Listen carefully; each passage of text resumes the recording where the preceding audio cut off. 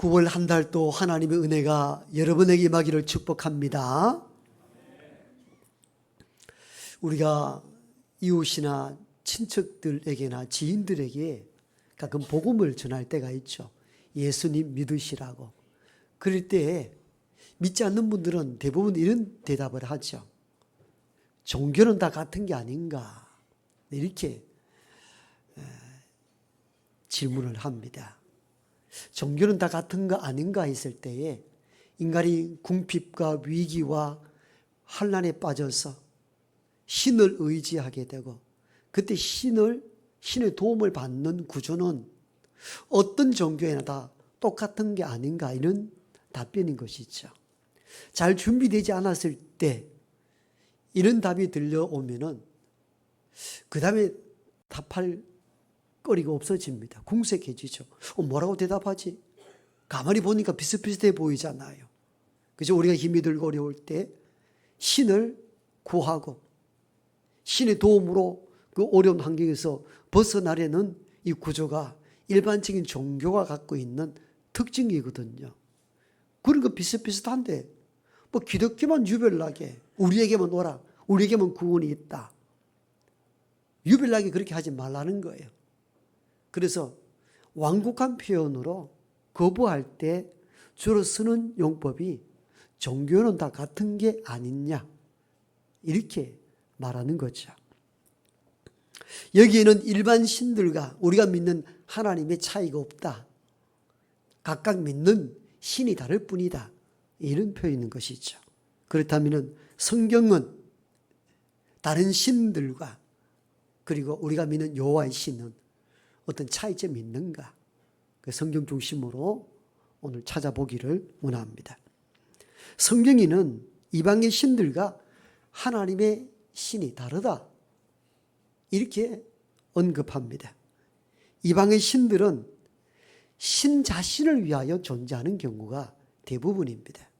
오늘 먼저 읽은 본문이 구약의 신명기 18장인데, 신명기는 우리가 알다시피 모세가 이스라엘 백성들, 즉 가나안 땅에 들어갈 다음 세대의 신세대들에게 주셨던 세 편의 설교가 들어있는데, 그 가운데 한 대목입니다. 즉 가나안 땅에 들어가서 너희는 이렇게 저렇게 살아야 한다, 그렇지 아니하면은 타락하여 금방 무너질 것이다, 이렇게 해서 주신 메시지가 오늘 본문인데, 즉 원주민들이 믿고 있는 이방의 신들을 유념해야 된다, 멀리해야 된다 하시며 주셨던 메시지가 오늘 우리가 읽은 신명기 18장입니다.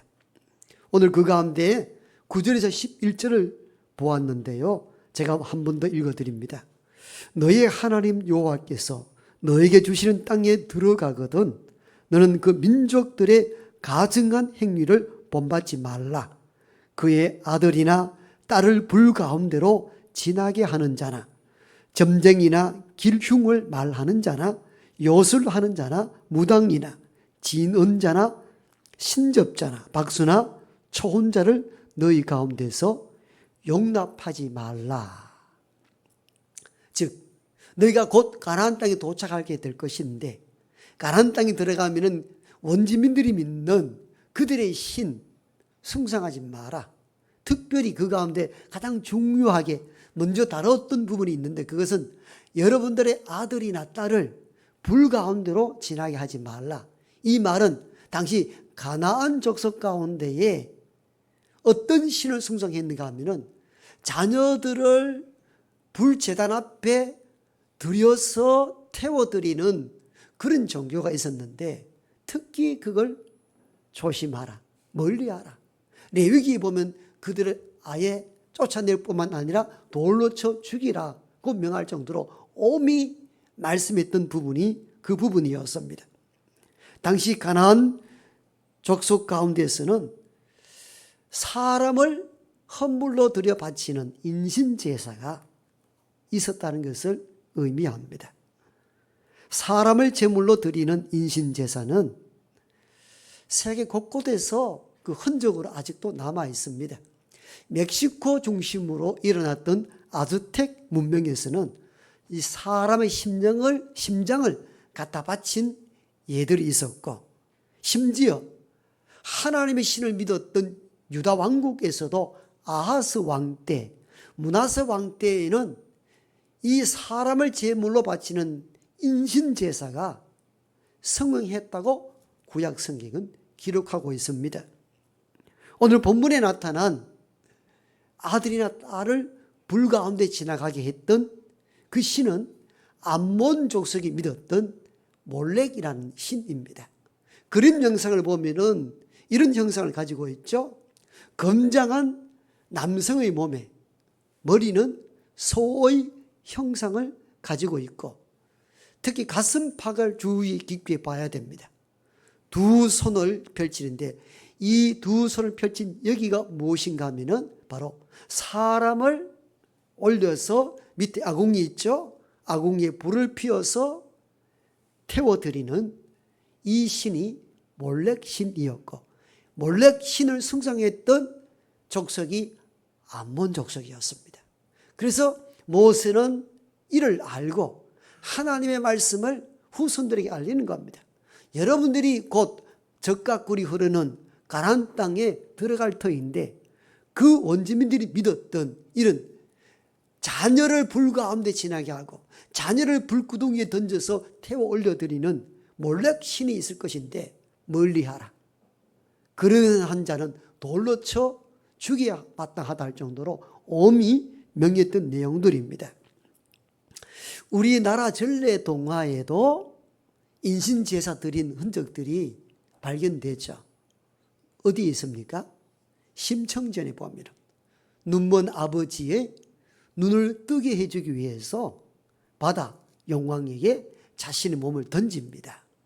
여러분, 이건 인신제사의 하나의 유형이었죠.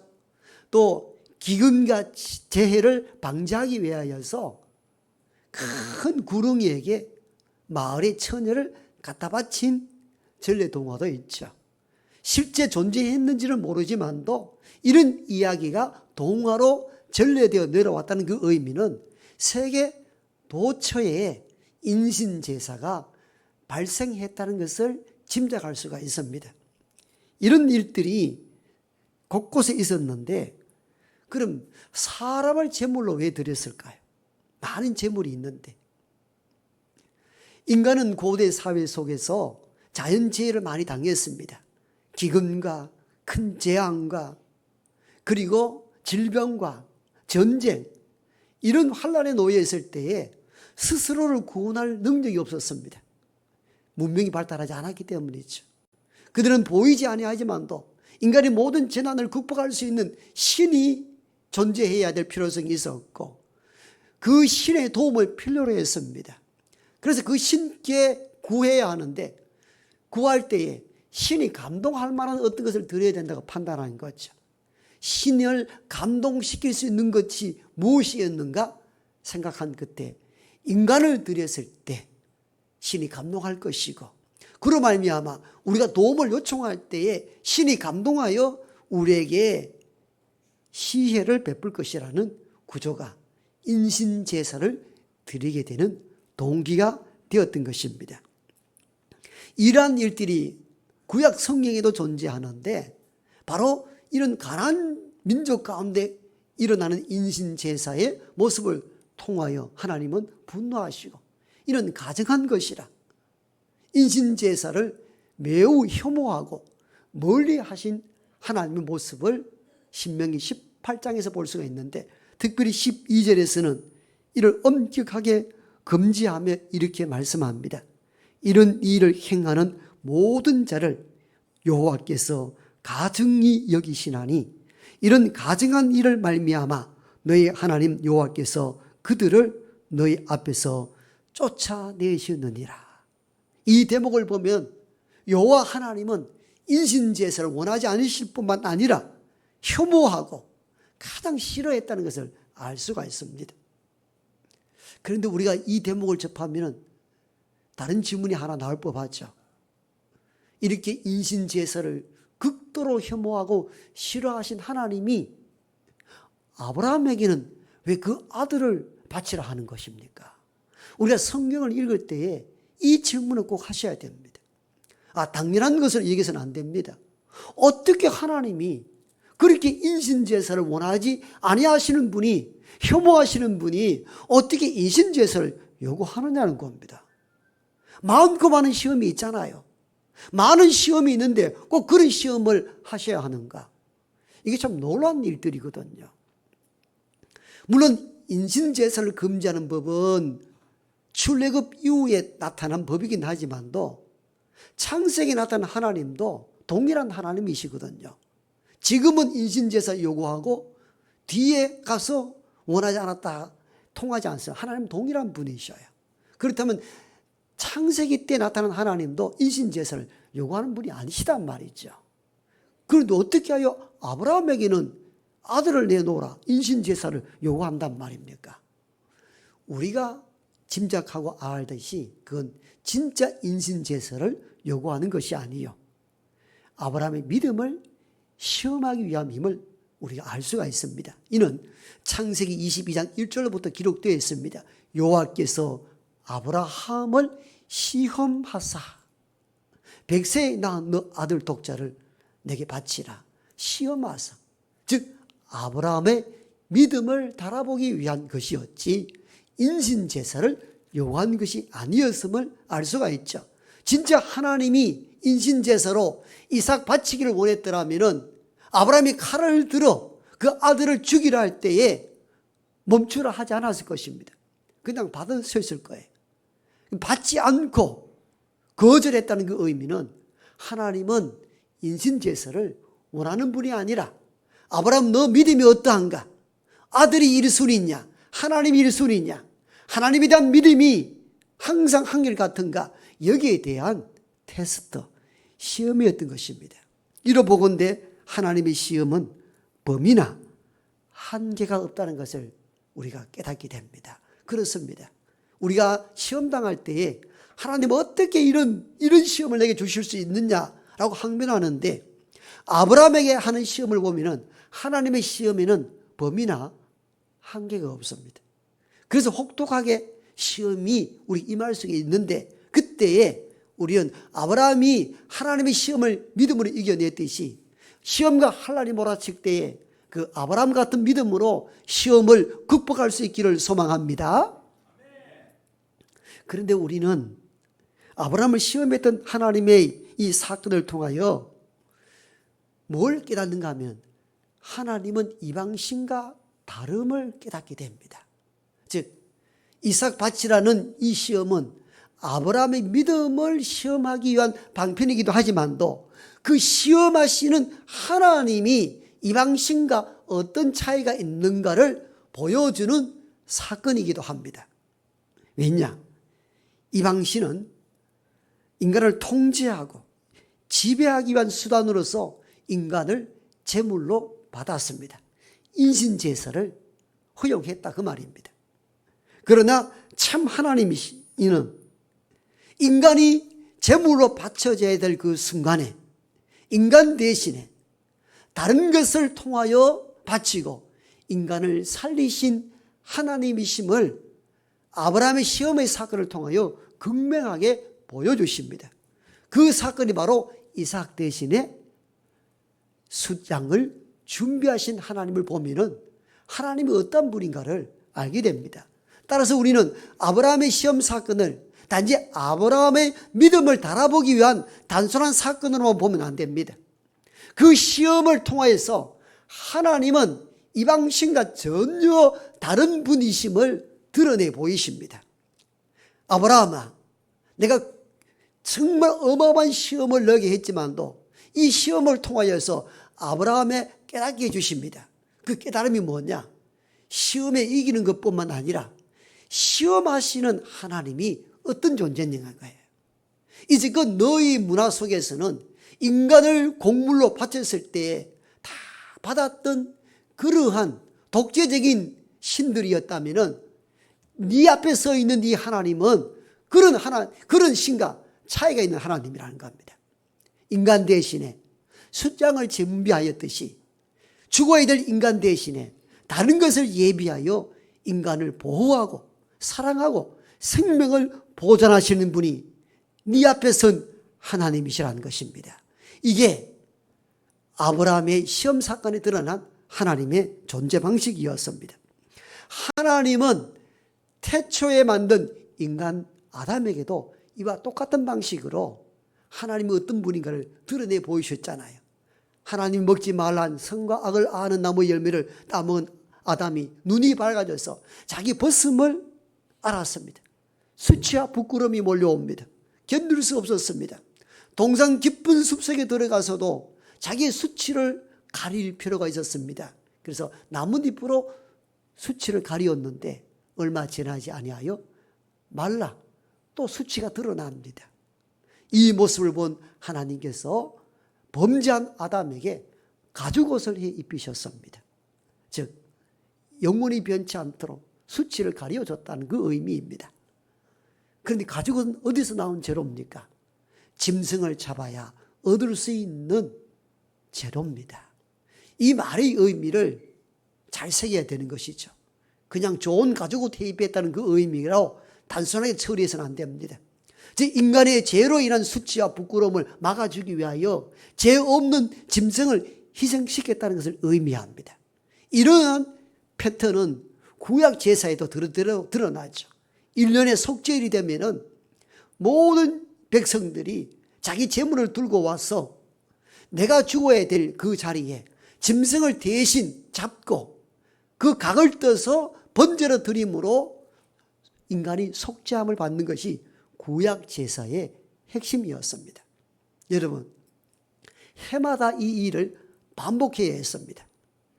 이 반복하여 보여줌으로 말미암아 자기가 바친 제물이 자기 눈앞에서 칼로 찢겨 상하여 피 흘려 죽는 그 현장을 목도하면서 인간이 볼 수 있는 것이 무엇이었겠습니까?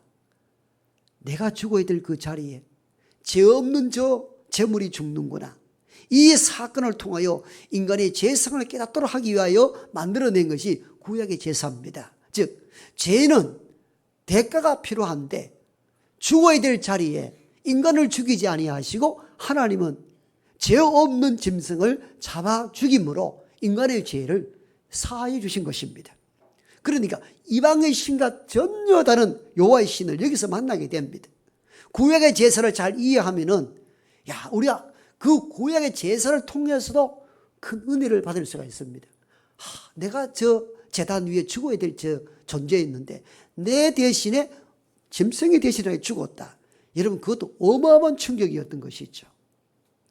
그러나 이 백성들은 이 은혜의 사건, 속죄일에 나 대신 짐승이 죽어 드리는 제사를 드리면서도 그 하나님의 은혜를 깨닫지 못했습니다. 결국은 선지자를 죽이고 구덩이에서 파묻도록 하고 뺨을 때리고 여호와의 뜻을 거절하고 이방신을 섬기자 하나님은 마지막 카드를 꺼낸 것이 무엇입니까? 짐승 대신에 독자 아들 예수 그리스도를 죄인된 인간을 위하여 내어놓으신 것입니다. 그 말씀을 두 번째 읽은 본문 로마서 8장 32절에 하고 있습니다. 자기 아들을 아끼지 아니하시고 우리 모든 사람을 위하여 내어주신 이가. 바울은 하나님의 마음을 전달하고 있는데 이렇게 말씀합니다. 자기 아들을 아끼지 아니하시고 우리 위하여 내어놓으셨다고. 구약의 제사는 우리가 죽어야 될 그 자리에 짐승이 대신하여 피 흘려 죽음으로 우리의 죄를 사해 주셨다면 이제 신약 시대에는 무엇이 바뀌었는가? 짐승은 해마다 계속 반복하여 드려야 되는 것이. 반복하여 드리는 이 제사 절차를 끝장내버리고 내 아들을 인간을 대신하여 십자가에 내줌으로 말미암아 인간의 모든 죄를 매번 하는 것이 아니라 단번에 완벽하게 끝을 냈다는 것입니다. 이 고백이 로마서 8장 32절입니다. 그렇지요. 세상에 온갖 허위로 꾸며진 우상 잡신들은 자기 힘을 강화하고 인간을 지배하기 위하여 끊임없이 인간의 공물을 받아들입니다. 굿도 그런 유형이죠. 신을 감동시켜야 재앙을 면할 수 있다는 것입니다. 그래서 자꾸 500짜리, 1000짜리 또는 몇 억짜리를 구설하는 이유가 뭡니까? 신을 많은 재물을 들여 감동시켜야 뭔가 온다는 구조를 가지고 있죠. 여러분, 참신 하나님은 우리 인간을 위하여 독자된 아들을 내어놓았다니까요. 아들을 아끼지 아니하시고 우리 위하여 내어놓으심으로 그 십자가 사건을 통하여 저와 여러분이 자유와 기쁨과 구원을 받게 된 줄로 믿습니다. 이것이 이방신과 참신 하나님의 결정적인 차이라 이렇게 말씀합니다. 아브라함이 이삭을 바치는 그 사건을 통하여서 하나님이 내 믿음을 보시고 나를 경외한다라고 고백하는 것도 좋았지만도 아브라함이 또 다르게 느꼈던 것이 무엇이었겠습니까? 그 사건을 통하여 하나님은 이제껏 우리 조상들이 믿어왔던 그런 우상화된 신과 다름을 알게 된 것이죠. 이제껏 우리가 아버지로부터 믿어왔던 그 신들은 인간을 제물로 바쳐도 기꺼이 받아들이는 이기적인 신에 불과했다면 내 앞에 나타나 나를 선택하신 아버지 하나님 여호와의 신은 우리가 뭔가 인간을 드려도 그 인간을 대신하여 다른 제물을 준비하여 주시는 선하신 아버지 하나님이심을 깨닫게 된 것입니다. 사람들은 이를 알지 못한 채 오늘날 또 이렇게 답합니다. 종교가 다 같이요 뭐. 여기서 종교라는 것은 보편적인 종교로 인간이 필요로 할 때 도움을 요청하고 신이 그를 돕는다는 구조로서 종교를 말합니다마는 기독교는 엄밀히 말하면 종교, 사회적으로 보는 종교가 아니라 신앙의 구조를 가지고 있습니다. 왜? 이 세상에 존재하는 모든 종교는 허구에 불과하기 때문입니다. 하나님은 살아 존재할 뿐만 아니라 이 세상이 우상화된 헛된 신들은 자기를 감동시키고 자기를 감동시키기 위하여 인간을 제물로 받는 독재적이고 이기적인 신에 불과하다면 하나님은 자신이 되는 아들을 내어놓으셔서 저와 여러분을 구원케 하신 것입니다. 그래서 바울은 세상 염려와 걱정 속에 살아가는 이들에게 오늘 이렇게 말씀합니다. 하나님께서 아들을 아끼지 않고 우리 위하여 주셨는데 그 아들과 함께 왜 다른 모든 것을 주시지 않겠습니까? 왜 이 말씀을 하겠습니까? 우리가 십자가의 사건을 알면서도 세상 살아가며 크고 작은 일들 염려와 걱정과 근심 속에 살아가는 이들을 향하여 바울은 외친 것입니다. 여러분 생각해 보십시오. 하나님은 어떤 분이십니까? 우리 위하여 우리가 죽어야 될 자리에 아들조차도 아끼지 않고 내어놓으신 분이 그 아들과 함께 왜 다른 모든 것을 우리 구하는 것을 주시지 않겠느냐는 것입니다. 왜 염려하는가는 거예요. 왜 근심하는다는 거예요. 우리 살리려고 아들까지도 내어놓으신 분이 그 외에 다른 것을 필요에 따라 주시지 않겠느냐는 것입니다. 우린 이 말씀을 굳건히 붙잡고 세상을 살아가며 따로 힘이 들고 낙심이 되고 어려운 위기에 처할 때마다 이 말씀 붙잡고 그렇지, 하나님이 이런 분이시지, 아들도 내어주신 분이신데 그 외에 우리가 필요한 것을 왜 주시지 않겠는가 하는 이 믿음으로 환난을 믿음으로 이겨나갈 수 있는 우리 모두가 되기를 축복합니다.